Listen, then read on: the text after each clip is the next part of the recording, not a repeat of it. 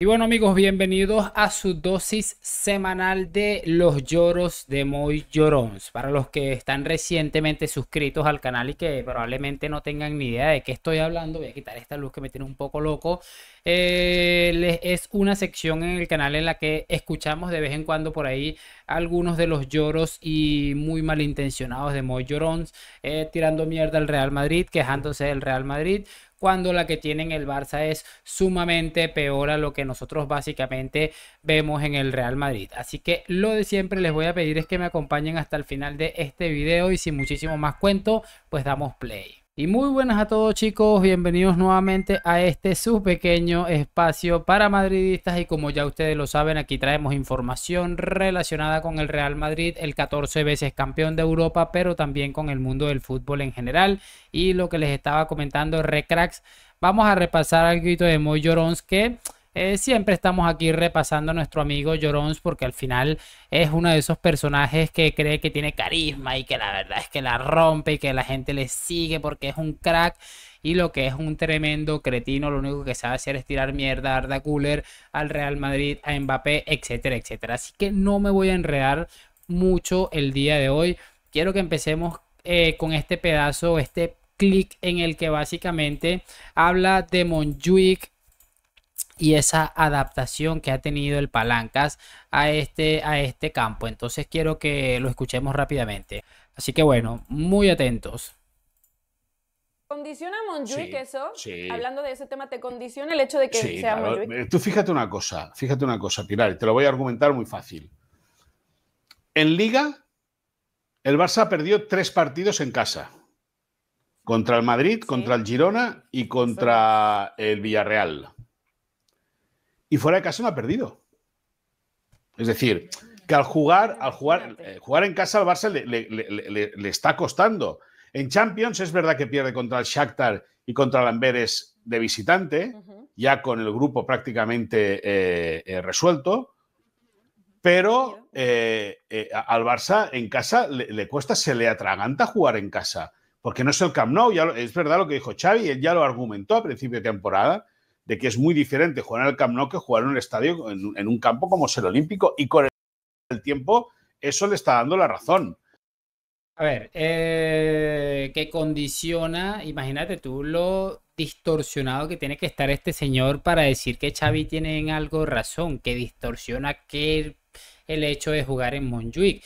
Y es que el Barça también la pasada temporada, si vamos a hablar de los que ha perdido en Montjuic esta temporada, perdió con el Real Madrid, además por 4 goles en el Camp Nou, aquel 4-0 que fue prácticamente la despedida de Benzema. Contra el Girona creo que también estuvo a punto de perder un partido ahí. O sea, es que es ridículo ponerse a pensar qué condiciones están condicionando. En realidad es la eliminatoria para lo que queda de la eliminatoria contra el Napoli. Creo que es lo que están haciendo, están suavizando un posible golpe que se puede producir. Yo la verdad me cuesta creer que el muerto de equipo este de Nápoles vaya a poder pasar al Barça por muy malo que sea.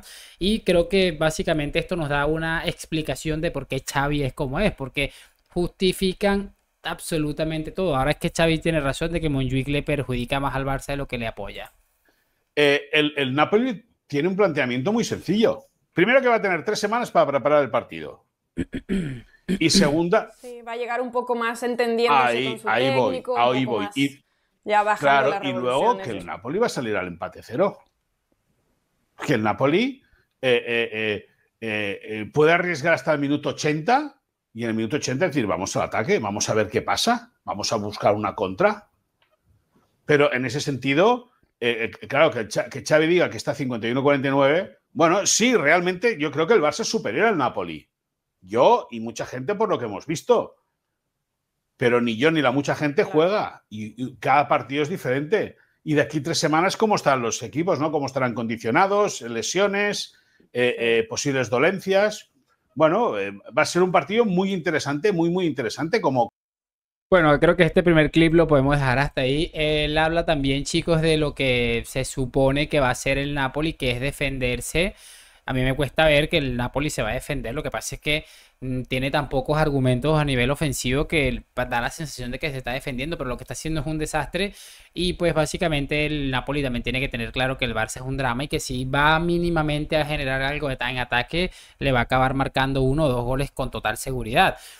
Y ya para finalizar un poquito esta parte de Montjuic, me gustaría recordar que el Real Madrid también estuvo en obras en construcción y que el Real Madrid gana una liga con una remontada espectacular, recordaremos todo, o varias remontadas en lo que fue remontar los puntos, remontar varios partidos en esa recta final tras la pandemia, jugando en el Alfredo Di Stéfano. Pero bueno, la excusita, la cuestión, todo el tiempo intentando blanquear absolutamente todo lo que tenga que ver con el Barça. Y repito, por eso es que el Barça es justo, o Xavi es justo lo que se merecen los aficionados del Barça por exigir tan poco. Es que ahora el tema es el supuesto estadio, es que es una cosa increíble. Pero bueno, lo siguiente que quiero que escuchemos es este pequeño análisis que él hace del Getafe de Bordalás y que deja muy claro otras de sus fobias que tienen que ver con el Real Madrid, en este caso con José Mourinho.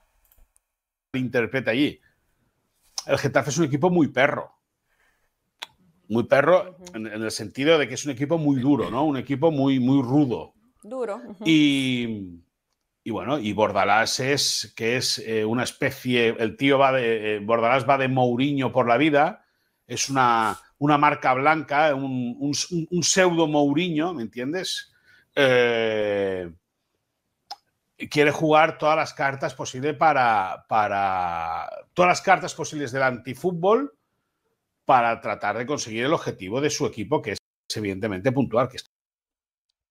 Bueno, ahí como les decía, deja muy claro una obsesión. Es que cada vez que puede, ayer le escuché un video que no lo quise reaccionar porque me dio fastidio, que Mbappé se parecía más a Messi porque era talento nato, que Cristiano era no sé qué trauma. Es que yo tengo que entender, lo he entendido con el paso del tiempo, a esta gente les jode mucho que el supuesto Barça de la historia hayan llegado 2 portugueses y se hayan atrevido a hacerle frente incluso con Negreira de por medio, hayan reventado el supuesto mejor equipo de la historia y que encima este otro portugués, Cristiano Ronaldo, ese señor que está por allá atrás y que lo está distorsionando un poco la luz, a ver, ese señor que está allá atrás haya tenido las santas pelotas de colocarles en su sitio durante muchísimos años y encima de ganarles 5 Champions en 4 temporadas. Hay que entender esa parte y por eso va ese tema. Encima también tiene algo en contra que se me entienda deportivamente del pobre Bordalás, que lo único que ha hecho es sacarle los colores a un equipo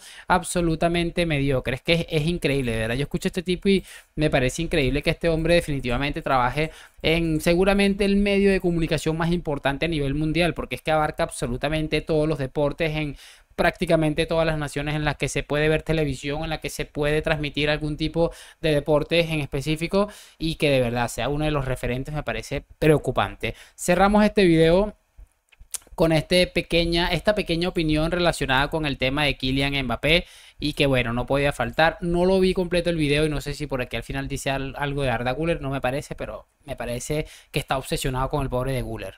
El líder y pretende ser pues la joya de la corona. Hombre, según a quien escuches, porque parece que al final, según qué medio leas y según a través de qué medio te informes, parece que Mbappé va a pagar dinero para jugar en el Madrid. Porque claro, parece que... No, va a perder dinero, bueno, de hecho. O no. Pero todo eso lo van a compensar con otras cosas. Yo no sé si va a perder el dinero o no va a perder dinero. Eso es lo que nos quieren hacer. ¿Tú te irías a trabajar a otro lado perdiendo dinero? ¿Teniendo la oportunidad de seguir ganando lo que estás ganando ahora? Increíble, mira.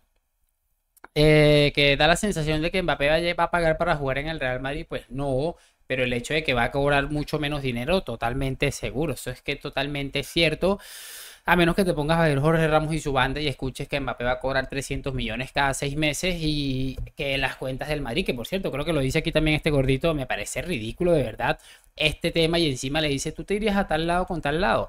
A ver, si yo me dedico a hacer videos para YouTube, pero supongamos que mi sueño es tener un bar y obviamente mis posibilidades a día de hoy de sostener un bar son seguramente nulas, Pero si yo trabajo 7 años duro en YouTube y me pongo mi bar y tengo el dinero suficiente para poder trabajar tranquilamente, obviamente yo voy a preferir ir al ámbito laboral donde me siento más cómodo.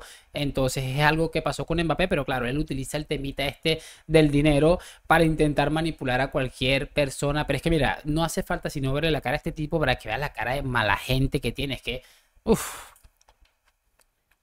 Ah, pues ya está. No, y entonces no Mbappé. Mis arcas no están tan llenas, Moy. Qué demagogia. Mbappé, no, demagogia. No, mis arcas estén rebosadas.